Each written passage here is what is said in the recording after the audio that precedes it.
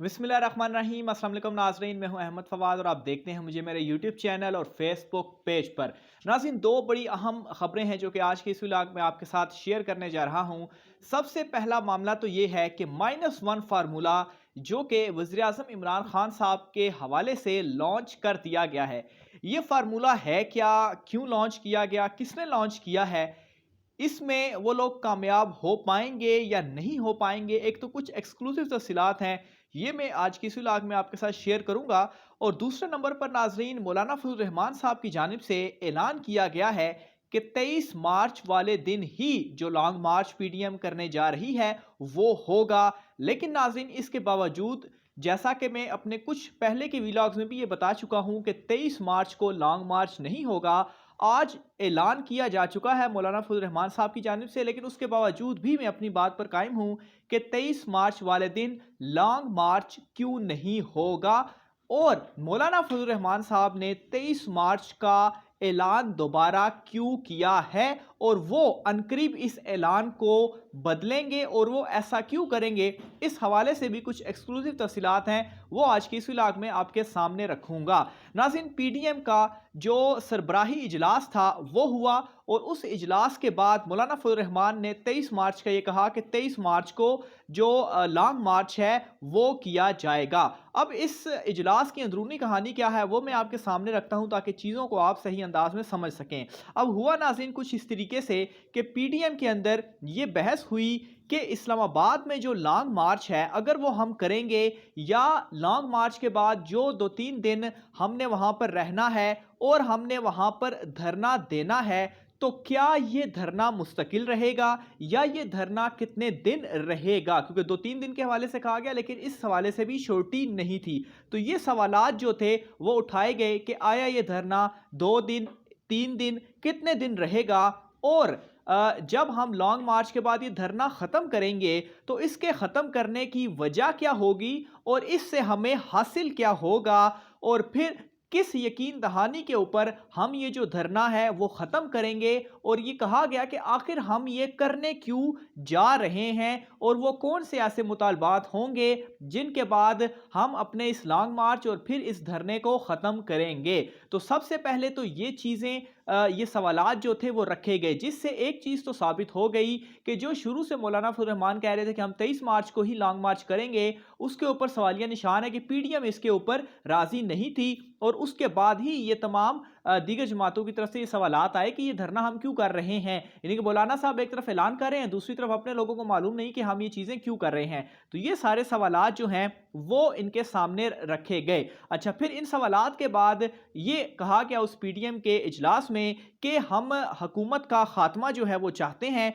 और हम यही जो मुतालबा है वो रखेंगे। इसके ऊपर जो है वो दोबारा से ये चीज़ कही गई कि धरने से तो हुकूमत ख़त्म नहीं होगी, और अगर धरने से ही हुकूमत ख़त्म होगी तो फिर कल को अगर वो हमारे खिलाफ कोई धरना ले आते हैं तो क्या फिर हमारी हुकूमत भी जो है वो ख़त्म हो जाएगी। तो इसलिए ये कोई मुतालबा नहीं है जो लेकर हम इस्लामाबाद जाएंगे। अच्छा, फिर उसके बाद ये कहा गया कि हम महंगाई का मसला सामने रखेंगे कि महंगाई को कंट्रोल किया जाए। तो फिर इसके ऊपर भी ये कहा गया कि अगर हुकूमत ये मुतालबा मानती है और महंगाई कंट्रोल करती है तो इसमें अपोजिशन को तो कोई फ़ायदा नहीं होगा, हमें सियासी तौर पर क्या फ़ायदा होगा, इसका फ़ायदा तो हुकूमत को ही होगा कि उन्हीं का नाम होगा कि देखें हमने महंगाई को जो है वो कंट्रोल कर लिया है। अच्छा, अब फिर इसके अलावा ये भी कहा गया कि अगर हमने पावर शो करना है तो कम से कम हमें ये बताया जाए कि ये हम पावर शो कितने दिन करेंगे, 3 दिन का करेंगे, या अगर हम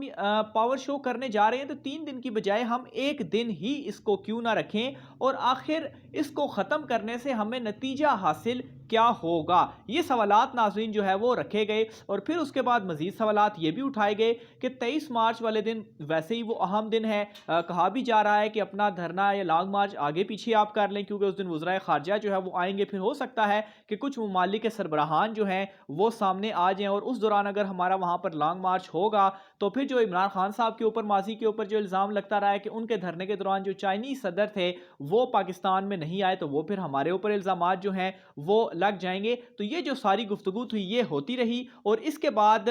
بڑا ایک جو اہم سوال اٹھایا گیا اس اجلاس میں وہ یہ تھا کہ اگر 23 مارچ سے ہم اپنے دھرنے کو آگے یا پیچھے کرتے ہیں تو ہم اس حکومت کے کہنے پر تو نہیں کریں گے. ہاں اگر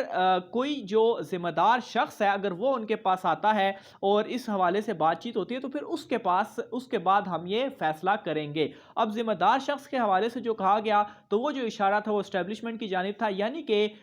اس اجلاس میں بھی یہ منتیں کی جا رہی ہیں کہ اسٹیبلشمنٹ کسی طریقے سے ہمیں کہے کہ آپ یہ نہ کریں اور پھر ہم ان کے ساتھ کوئی معاملات جو ہیں وہ طے کریں. تو یہ بھی انڈائریکٹلی ایک جو ہے وہ چیزیں کہی گئیں اور ایک قسم کا آپ کہیں کہ منتوں کے اوپر اس وقت پی ڈی ایم جو ہے وہ بھی آ چکی ہے. اچھا, پھر اس کے علاوہ یہ بھی سوال اٹھایا گیا کہ جب ہم 23 مارچ کو اگر لانگ مارچ کرتے ہیں تو پھر اس کے بعد کے پی میں جو بلدیاتی انتخابات ہیں وہ بھی ہوں گے, تو اس کا پھر اس وقت پھر کیا سٹانس لینا ہوگا. پھر اس کے علاوہ پیپلز پارٹی بھی چونکہ مارچ کر رہی ہے تو ہم نے اس کے ساتھ مارچ کیوں نہ کریں, مل کر کریں گے تو زیادہ اثر انداز بھی ہوگا. جس کے اوپر مولانا فضل الرحمان نے خیر ایک چیز تو کلیئر کی کہ پی پی کے ساتھ وہ مل کر لانگ مارچ نہیں کریں گے. ہاں البتہ اگر پیپلز پارٹی ان کے لانگ مارچ میں آتی ہے تو پھر ٹھیک ہے, وہ بے شک آ جائیں لیکن ہم ان کے پاس نہیں جائیں گے.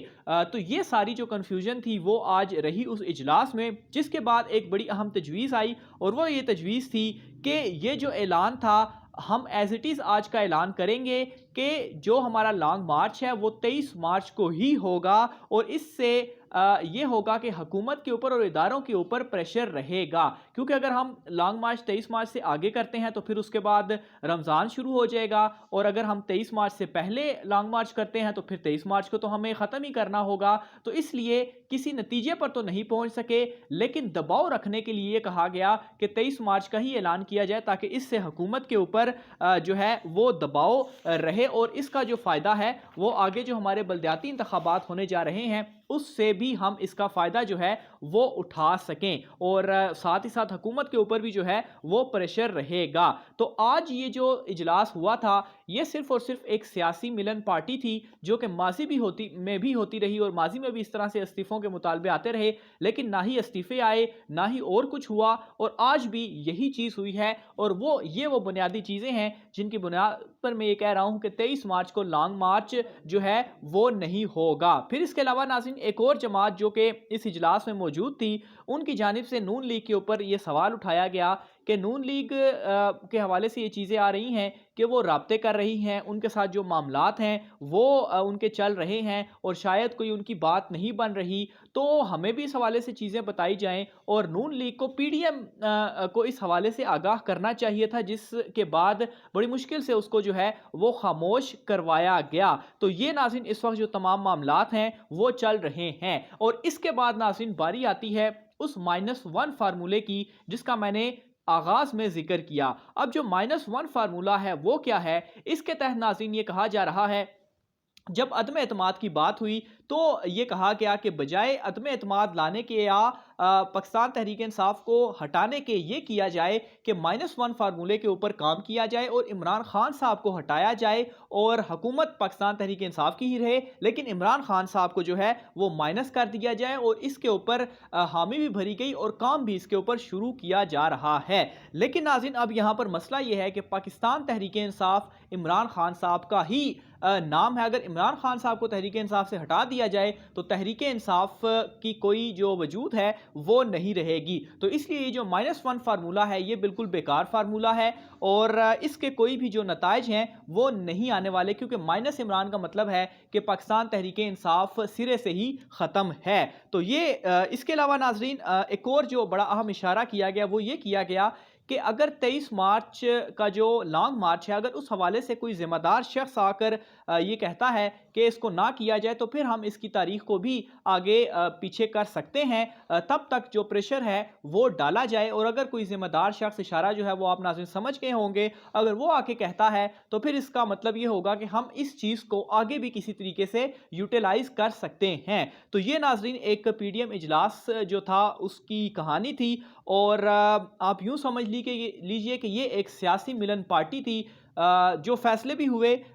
वो भी उनका कोई सर पाँव नहीं है, ना ही उनके ऊपर कुछ मुस्तकबिल में होने वाला है। बल्कि आप ये देखेंगे कि ये पीडीएम जो कि खैर ऑलरेडी डूब चुकी है,